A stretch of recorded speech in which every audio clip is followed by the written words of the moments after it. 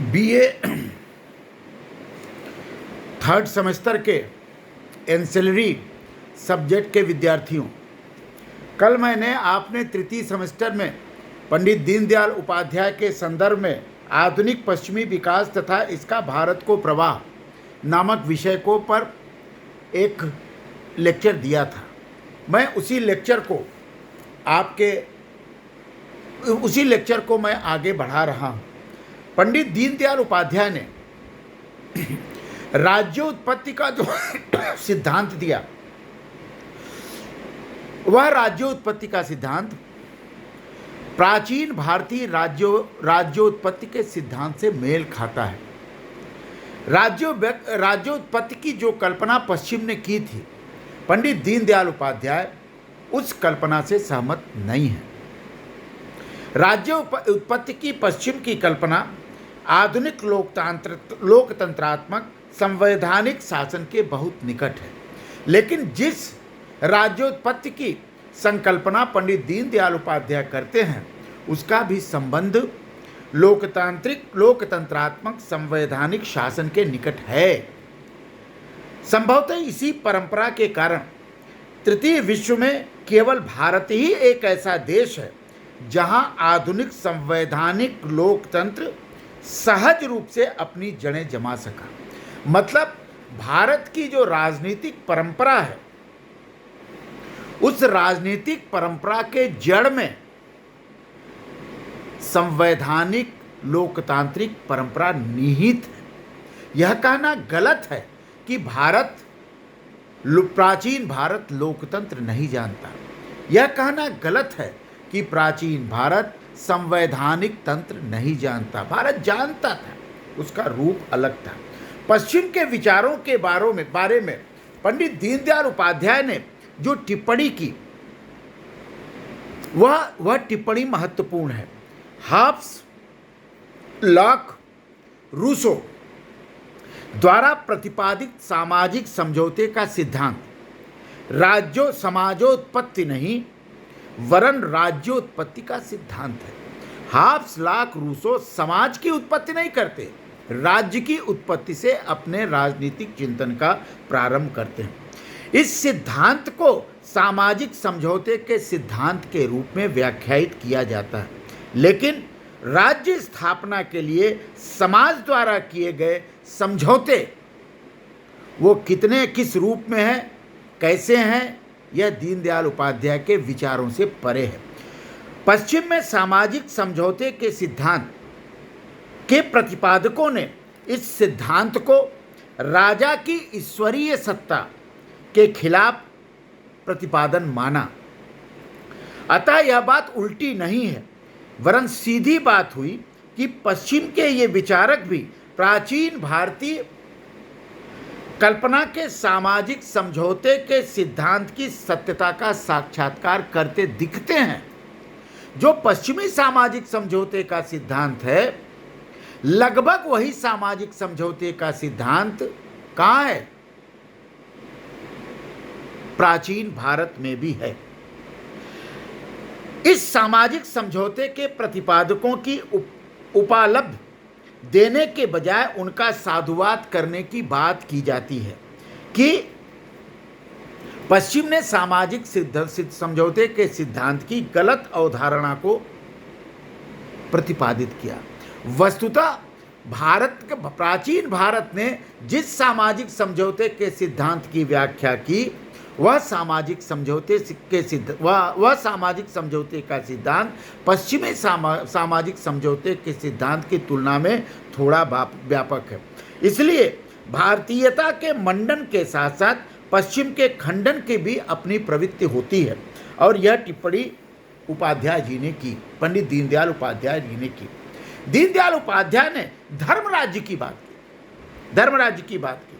उनकी दार्शनिक अभिधारणाओं से संबंधित 10वें अध्याय में धर्म अभिधारणा के संदर्भ में रामराज्य, धर्मराज्य, धर्मनिरपेक्ष तथा थियोक्रेटिक स्टेट के विषय में दीनदयाल जी विचार व्यक्त करते हैं। उनकी अवधारणा का विवेचन करने से इन धारणाओं के बारे में पता चलता है। प्रथम यह है, दीनदयाल जी ने प्रथम रूप से समाज की राज्यविहीन धर्म व्यवस्था तथा द्वितीय रूप में समाज की धर्म राज्य व्यवस्था की बात करते हैं। समाज में राज्यविहीन धर्म व्यवस्था का तात्पर्य क्या है? समाज में राज्यविहीन धर्म व्यवस्था का तात्पर्य क्या है? इसका अर्थ है समाज स्वेच्छा से नियमों का पालन करता है। समाज पर कोई दबाव नहीं होता, समाज कोई जबरदस्ती नियमों का पालन नहीं करता, समाज स्वेच्छा से नियमों का पालन करता है। नियमों के पालन के लिए किसी बाहरी सत्ता की जरूरत नहीं पड़ती, माने पालन कराने के लिए सत्ता की जरूरत पड़ती।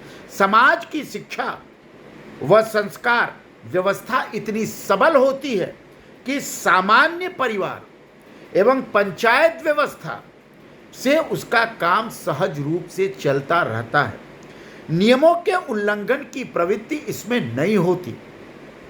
सहज रूप में नियमों के पालन की इस व्यवस्था को राज्य विहीन धर्म व्यवस्था कहा जाता है। सहज रूप से नियमों के पालन को राज्य विहीन धर्म व्यवस्था कहा जाता है। दीनदयाल उपाध्याय जी के शब्दों में यह व्यवस्था इतनी अनौपचारिक होती है कि धर्म के नियमन की किसी औपचारिक व्यवस्था का भी विधान नहीं रहता। समाज में ऋषि व्यक्तित्व जीवन के सत्यों का साक्षात्कार करते हैं। सुखी व्यक्तित्व व सामाजिक जीवन के नियमों को ढूंढते हैं। ये ढूंढे नियम ही धर्म कहे जाते हैं। उनकी मूल प्रवृत्ति एक होती है। धर्म की मूल प्रवृत्ति क्या होती है? एक होती है। दुनिया भर के सभी धर्मों की मूल प्रवृत्ति एक है। अब उसको संप्रदायों में बांट दिया गया, उनको जो है विभिन्न धर्मों में बांट दिया गया, इत्यादि इत्यादि किया गया। व्याख्या में फर्क करने के कारण, धर्म विवेचन के कारण अनेक संप्रदाय का जन्म हुआ, लेकिन समाज संचालन में कोई बाधा नहीं होती। संप्रदायों के विकास के कारण भी समाज के संचालन में किसी प्रकार की बाधा उत्पन्न नहीं होती। समाज एक अनौपचारिक सर्वानुमति वाला नीति शास्त्र स्वयं विकसित करता है। आप देखते हैं कि गांव में हर गांव में अनेक तरह के अपने अपने नियम हैं और गांव के लोग उन नियमों का अक्षरशः पालन करते हैं। उनको किसी संविधान ने लिख के नहीं दिया, उनको किसी दंडात्मक कानून के तहत बाध्य नहीं किया गया। वो सहज रूप से वो अपने संस्कारों में, अपने वैवाहिक कार्यक्रम में, अपने खान पान के कार्यक्रम में, अपने खेती के कार्यक्रम में, अपने रहन सहन के कार्यक्रम में, अपने शिक्षा दीक्षा के कार्यक्रम में सहज रूप से उपलब्ध हो जाते हैं। वो नियम संवैधानिक भी माने जा सकते हैं, वे नियम परंपरागत या परंपरा से प्राप्त नियम भी माने जाते हैं। यह राज्यविहीन सामाजिक धर्म व्यवस्था दुनिया के बहुत से दार्शनिकों का अत्यंत प्रिय विषय रहा है और इसलिए दीनदयाल जी ने इसको भी अपना प्रिय विषय बनाया। दुनिया के सभी अराज्यवादी अराजकतावादी नहीं होते, धर्मवादी भी होते हैं। गांधी को अराजकतावादी कहा गया, अनेक दार्शनिकों को अराजकतावादी कहा गया, तो वास्तव में अराजकतावादी नहीं है, वो धर्मवादी हैं। उपाध्याय भी मूलतः धर्मवादी विचारक हैं, इसलिए उपाध्याय जी को, दीनदयाल उपाध्याय को अराजकतावादी दार्शनिक के रूप में भी प्रतिपादित करने का प्रयास किया जाता है। शिक्षा एवं संस्कार व्यवस्था के माध्यम से समाज में धर्म व्यवस्था का प्रणयन होता है। शिक्षा से और संस्कार से समाज में धर्म व्यवस्था का प्रणयन होता है। किसी भी समाज के लिए अभी तक यह असंभव रहा है कि उत्पन्न होने वाली हर संतान के लिए शिक्षा व संस्कार की योग्य व्यवस्था कर सके। समुदायों का परस्पर संक्रमण, जनसंख्या का वर्धन एवं निहित स्वार्थों का सृजन समाज की शिक्षा व संस्कार व्यवस्था को चुनौती देते रहते हैं, तब समाज को एक औपचारिक व्यवस्था की जरूरत पड़ती है जो अनीतिमान लोगों से बलपूर्वक नीति का पालन कराए। इसी को सत्ता व्यवस्था कहते हैं, इसी को राजसत्ता कहते हैं। राजसत्ता वह है जो अनीतिमान लोगों को, जो नीतियों का पालन ही नहीं करते, ऐसे व्यक्तियों से नीतियों का पालन कराए और नीतिमान लोगों से नीति पालन करने के किसी को बाधा उत्पन्न न करते। जो समाज में बहुत से नीतिमान लोग रहते हैं, जो समाज में नीतियों का पालन करते हैं, संविधान का पालन करते हैं, कानून का पालन करते हैं, विधि का पालन करते हैं, उनके पालन करने में अनीतिमान लोग जो होते हैं वो बाधा उत्पन्न करते हैं, उनको पालन ही नहीं करने देते, उनको नीतियों का पालन करने ही नहीं देते। तो ऐसे जो तत्व हैं जो समाज में नीतिमान व्यक्तियों को नीतियों का पालन करने में बाधा पहुंचाते हैं, ऐसे बाधक व्यक्तियों को दंडित करना, ऐसे बाधक व्यक्तियों को नियमित करना, संयमित करना सत्ता का उद्देश्य होता है। इसी आवश्यकता की पूर्ति के लिए नीति शास्त्र का राजनीति शास्त्र में परिवर्तन होता है। राजनीति शास्त्र पहले राजनीति शास्त्र नहीं था, पहले राजनीति शास्त्र क्या था? नीति शास्त्र था, सिविक्स था। आज भी कक्षा 10 के पहले सिविक्स पढ़ाया जाता है और कक्षा 10 के बाद पॉलिटिकल साइंस, पॉलिटिक्स पढ़ाया जाता है। तो नीति शास्त्र से ही राजनीति शास्त्र का विकास होता है। और इस प्रकार आप देखिए कि राज्य समाज में नीति शास्त्र के संरक्षण के लिए है। यह धर्म राज्य की मान्यता है। दीनदयाल उपाध्याय धर्मवादी होने के साथ ही धर्म राज्यवादी भी थे। उपाध्याय मानते थे कि हमारी राज्यविहीन धर्म व्यवस्था एवं पंचायत पद्धति श्रेष्ठ मानवीय जीवन की प्रतिपादक थी। नीति व्यवस्था क्या है? श्रेष्ठ मानव जीवन को बनाने का एक नियम है। नैतिक शास्त्र क्या है? मानव को श्रेष्ठता प्रदान कर। जो मानव श्रेष्ठता प्राप्त नहीं कर सकता वह मानव पशुवत होता है। जैसे पशु में और मानव में क्या अंतर है? पशु अनीतिमान होता है, अराजक होता है, जो मन सो कर देता है। व्यक्ति नीतिमान होता है, नियमों का पालन करता है। लेकिन चूंकि राज्य तत्व की अवहेलना की जा सकती है, विदेशी ताकतों को भारत में घुसने का अवसर कब मिला? जब हमने नीति को मानना, नीति पर चलना, नीति को अंगीकार करना, इन भावों को अस्वीकार कर दिया। तब राज्य का, तब जो है विदेशी ताकतों, अगर भारत नीतिमान होता, अगर भारत नीतियों पर चलता रहता, अगर भारत अपने संस्कार और शिक्षा व्यवस्था को संरक्षित रख पाता, तो विदेशी आक्रांता भारत को कभी भी गुलाम नहीं बना सकते थे। ये बात बहुत साफ है, इसको दीनदयाल जी मानते हैं। इसलिए बाद में स्वराज्य को ही अपना स्वधर्म घोषित करना पड़ा। स्वराज्य क्या है? नीति है। स्वधर्म क्या है? नीति है। और स्वराज्य और स्वधर्म ही मिल करके राजनीति शास्त्र का प्रणयन करते हैं। तो भारत में जब स्वराज्य का विघटन हुआ, के भाव का विघटन हुआ, भारत में जो स्वधर्म के भाव का विघटन हुआ, तब विदेशियों ने हमारे देश पर हमला किया और हमें गुलाम बना लिया।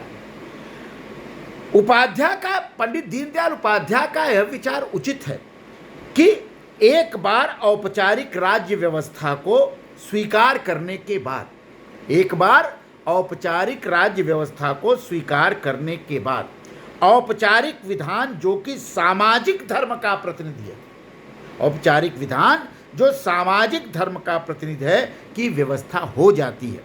औपचारिक विधान के लिए औपचारिक विधि निर्माता भी चाहिए। औपचारिक विधान कैसे बनेगा? कौन बनाएगा? समाज तो बनाएगा नहीं, समाज तो अनौपचारिक है। तो समाज औपचारिक जो विधान बनता है, उसके औपचारिक विधान के निर्माणकर्ताओं के रूप में औपचारिक निर्माता का निर्माण होना ही चाहिए। औपचारिक ऋषि व्यवस्था ध्यान रखिएगा, पंडित दीनदयाल उपाध्याय ने नियमों और कानून बनाने का श्रेय ऋषि व्यवस्था को दिया है।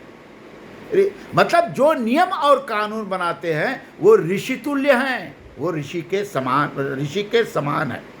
औपचारिक ऋषि व्यवस्था से यह कार्य नहीं हो सकता, लेकिन उपाध्याय अपने संपूर्ण विवेचन में इस औपचारिक धर्म व्यवस्था के नियमन की कहीं विवेचना व्यापक रूप से नहीं करते, लेकिन धर्म की सत्ता का प्रखरता पूर्वक मंडन करते हैं।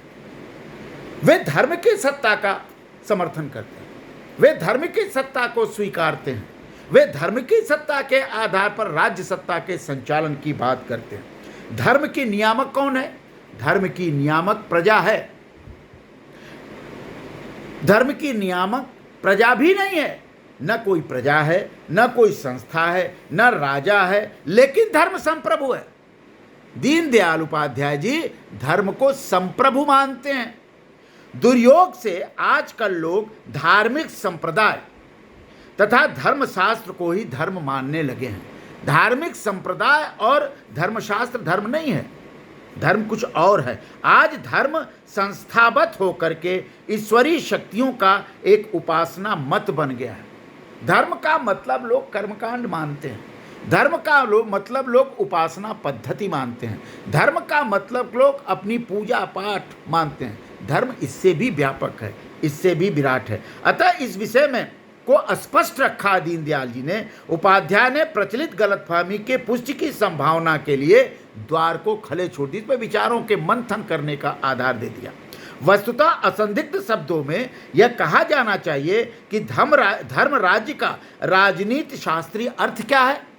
धर्म राज्य का राजनीति शास्त्रीय अर्थ क्या है? लोकतांत्रिक संवैधानिक राज्य। धर्म राज्य मतलब लोकतांत्रिक संवैधानिक राज्य है। इस अर्थ में उपाध्याय जी ने बहुत व्यापक विवेचना की है। अब दीनदयाल जी इसके आगे चल के राज्यवाद की बात करते हैं। बिना राज्यवाद को समझे आप धर्म राज्य को नहीं समझ सकते। राज्य का समाज जीवन में क्या स्थान है? सामाजिक जीवन में राज्य का स्थान क्या है, यह सवाल सामने आता है। राजनीति शास्त्र में इस विषय पर बहुत विवादित टिप्पणियां की हैं। राजनीति शास्त्र में जितने भी सिद्धांत हैं, सारे सिद्धांत राज्यवाद पर विवादित हैं। राज्य विहीनता से लेकर के सर्वसत्तावादी राज्यवाद तक की अतिवादी मान्यताएं इस संदर्भ में राजनीतिक विद्वानों में हैं। राज्य समाज की एक सहज आवश्यकता है। राज्य एक बुराई है, राज्य एक आवश्यक बुराई है, राज्य एक अनावश्यक बुराई है। राज्य समाज का पूरी तौर पर प्रतिनिधि है तथा राज्य समाज का आंशिक प्रतिनिधि है। ये वाक्य, ये सिद्धांत पश्चिम के विचारकों ने, पश्चिम के राजनीतिक सिद्धांतकारों ने आगे बढ़ाया है। राज्य समाज तथा राष्ट्र समानार्थी, ये भी बात की जाती है। राज्य समाज और राष्ट्र समानार्थी है आदि, ये सारी बातें परस्पर विरोधी हैं और ये विभिन्न अवधारणाओं को जन्म देती हैं। दीनदयाल उपाध्याय न तो राज्यवादी थे न तो राज्य विरोधी। वे राज संस्था को समाज की महत्वपूर्ण व व्यावहारिक आवश्यकता मानते थे। अराज्यवाद उन्हें प्रिय है, लेकिन उसे वे आज के संसार में अव्यवहारिक मानते हैं। वे राज्य को न तो समाज व राष्ट्र के समानार्थी मानते हैं, न समाज का पूर्ण प्रतिनिधि। वे मानते हैं कि राज्य समाज द्वारा अपनी आवश्यकता पूर्ति के लिए बनाई गई एक संस्था है। वे कहते हैं कि पहरेदार खजाने से बड़ा नहीं हो सकता, कोष की तुलना में कोषाध्यक्ष छोटा ही माना जाएगा। लेकिन इस कथन में उपाध्याय जी, पंडित दीनदयाल उपाध्याय, राज्य व सरकार को एक ही मानने से लगते हैं, जबकि सरकार राज्य का एक अंग मात्र है। सर्वसत्तावादी राज्य के वे नितांत खिलाफ हैं। वे इस मत से सहमत हैं कि राज्य समाज जीवन की बाधाओं की एक बाधा है तथा शासन वह अच्छा जो कम से कम शासन करे। दीनदयाल जी क्या मानते हैं? शासन वह अच्छा जो कम से कम शासन करे। केवल औपचारिक कानून के बल पर शासन का चलना वे समाज की अस्वस्थता की निशानी मानते हैं। समाज जितनी स्वायत्तता पर से चले, समाज का जितना नियमन लोक शिक्षा, लोक संस्कार, लोक मत परिष्कार से हो सके, वह समाज बहुत अच्छा माना जाता है। इसी को धर्म सत्ता, इसी को दीनदयाल जी धर्म की सत्ता की स्थापना एवं सांस्कृतिक कार्य की उपलब्धि मानते हैं। वे पश्चिम के व्यवस्थावाद से असहमत हैं। व्यवस्थाओं के बधे बधाए चौखटे में मानव को फिट करने के प्रयत्न को वे मनुष्य के प्रति किया गया अपराध मानते हैं। विवेक संगत व्यवस्था की हिमायती करते हुए भी उनकी यह मान्यता है कि मनुष्य तत्व निर्णायक होना चाहिए। मनुष्य तत्व क्या होना चाहिए? निर्णायक होना चाहिए। व्यवस्था की अंतर्निहित तर्क संगतता की जितनी भी महत्ता हो, मनुष्य तत्व से ऊपर कुछ भी नहीं है। अतः राष्ट्रीय स्वयंसेवक संघ के माध्यम से मनुष्य निर्माण का कार्य वे अपने जीवन का सर्वोत्कृष्ट और महत्वपूर्ण कार्य बताते थे। वे मनुष्यों को राजनीतिक प्राणी के बजाय संस्कारों का पुतला मानते थे। दीनदयाल जी मनुष्यों को राजनीतिक प्राणी नहीं मानते थे, वो मनुष्यों को सांस्कृतिक पुतला मानते थे। समाज व राष्ट्र संज्ञा इसलिए नहीं कि सांस्कृतिक है, यह उनकी अभिधारणा थी। तो इस प्रकार देखिए कि पंडित दीनदयाल उपाध्याय ने राज्यवाद, सत्तावाद, धर्मराज्य आदि की व्याख्या अपने ढंग से की है और यह भारत के राजनीतिक चिंतकों की तुलना में एक नया प्रयोग माना जाता है। अब इसके बाद की जो अवधारणा है मैं कल अपने लेक्चर में आपको दूंगा।